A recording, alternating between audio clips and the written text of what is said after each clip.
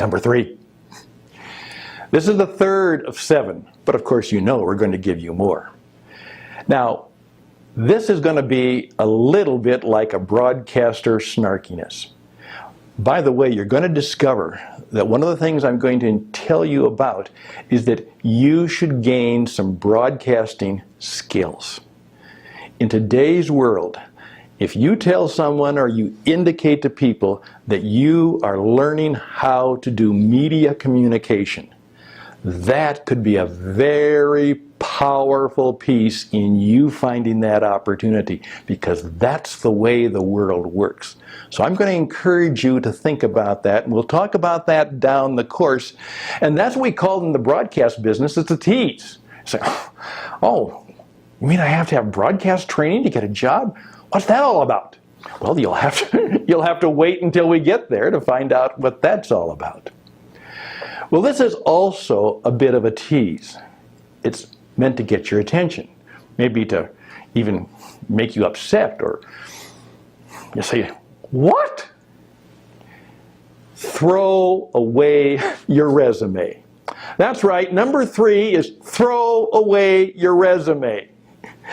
And some of you are now saying, Stan, what do you mean throw away my resume? That's the first thing we're taught in getting a job, is we have to have a nice resume. And so, you know, we try and put it together. Many of us actually paid for professional help. There are coaches and guides and counselors who can help us put together a good resume. And boy, we make sure it's perfect. The font looks good, and there are no typos, and that it is a very positive and powerful piece of a publication, because that's our calling card. That's our business card. That's the way we get at least in for perhaps an interview, which eventually I'm going to call an audition. Again, that's something else you have to think differently about. So Stan, what do you mean throw away my resume? Now, I know you can't really do that. I understand that. Now, if you worked for my company, I wouldn't ask for a resume. But I do know that almost every other company and every other organization asks for a resume. I would ask for something else, but we'll get there later. Your resume. I want you to think differently. A lot of this is how to think differently, and then to change your behavior or to respond in ways that people find attractive and new and inviting, and ways that, hey, this person is really worthwhile. They're worth that high price tag. Here's the problem with a resume. What a resume does is a resume tells somebody else what you did for somebody else in the past. You graduated from high school. You were good. You went to the university and you got an advanced degree, and you actually graduated with honors. They were happy to have you there. You were a credit to them. You did all of those things in the past. And here was that job, and you know what? You were one of the best shoe salesmen that they had at that store. That's what your resume says. That sometime in your past, you done good. Or at least you want to talk about it. At least you want to show people that you did. Now, a very wise woman once said to me, Stan, the past is a canceled check. What I'm interested in is, what kind of cash do you bring forward? There you go. What can you do for me in the future?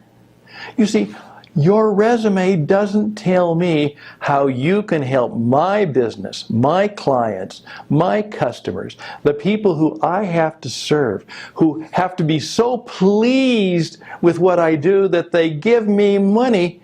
What can you do to help me do well in my business? And most resumes are all about the past. So I want you mentally, now unfortunately, as I said, you can't do it physically, and I guess that's okay. You can't really throw it away. But I want you to throw away the attitude which says that what I did in the past is important. No, it is helpful information.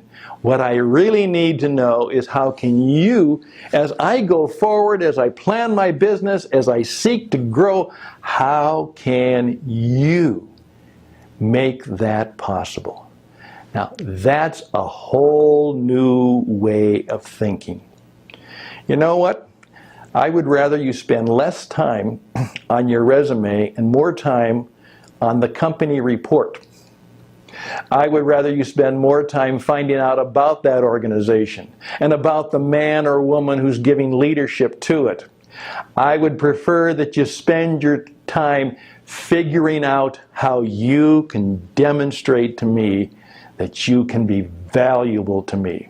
The past is past, full of goodness and full of not so goodness, but it's the past.